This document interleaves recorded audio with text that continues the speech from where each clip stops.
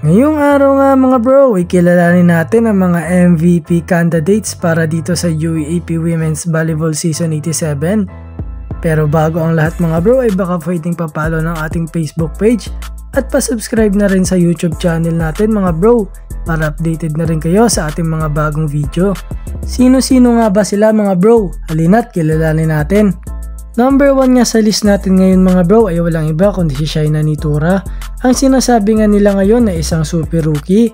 Si Nitura nga mga bro ay 20 years old pa lamang. Sa kanyang edad nga mga bro hindi mo akalain na grabe ang magagawa ng player na to sa laro. May malawak itong court vision, perfect timing na pag-block, high IQ player at napakalakas pumalo ni Nitura mga bro. Dito nga sa laban nila sa Ateneo mga bro ay nakapagtala siya ng 33 points kung saan nga siya ang kauna-unang rookie na nakagawa nun. Kaya naman siya ang ating number 1 para sa MVP candidates ngayong season dahil nga sa kanyang magagandang performance. Number 2 sa list nga natin ngayon mga bro ay walang iba kundi ang Latina na si Belen. Si Belen nga mga bro ay dating 2-time MVP at ngayong season nga ay balak niya rin itong kunin. Dahil nga sa magandang performance si Belen mga bro, ang team nila ngayon ang number 1 ranked team na may standing na 4-0. Ang player na to mga bro ay may perfect timing na pag-block, malawak na court vision at malakas nga pumalo itong si Belen mga bro.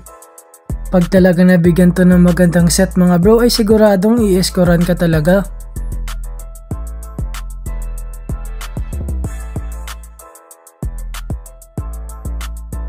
Pangatlo sa list natin mga bro ay ang maangas na si Angel Canino. Si Angel Canino nga mga bro ay high skilled player na may malawak ang court vision at perfect timing ang kanyang laging pagpalo. Naging pangatlo siya sa list natin mga bro kasi naging maganda ang kanyang performance sa mga nakaraang laban nila. Umi-score lang naman siya mga bro ng 24 points, 20 attack, 4 blocks at 5 digs. Kaya naman siya ang ating napili bilang top 3 sa MVP candidates.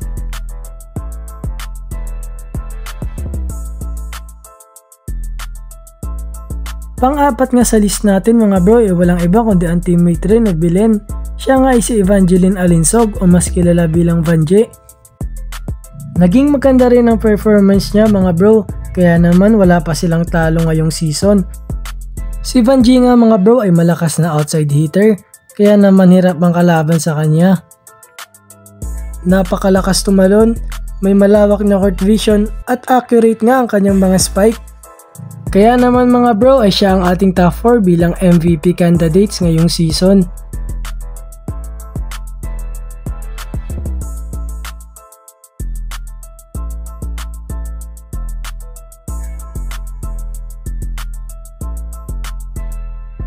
At ang huli sa list natin mga bro ay walang iba kundi si Shivana Laput. Si Shivana Laput nga mga bro ay matangkad na player na may height na 188 cm. Dahil sa tangkad nga ng player na to mga bro ay grabe ang nagagawa niya sa loob ng court. Maganda ang build ng kanyang katawan at malakas itong pumalo mga bro.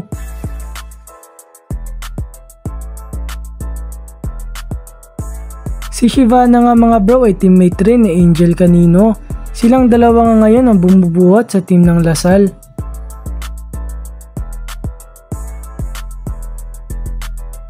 Naging maganda nga ang kanyang performance sa mga nakaraang laro, kaya naman siya ang ating top 5 sa MVP candidates ngayong season.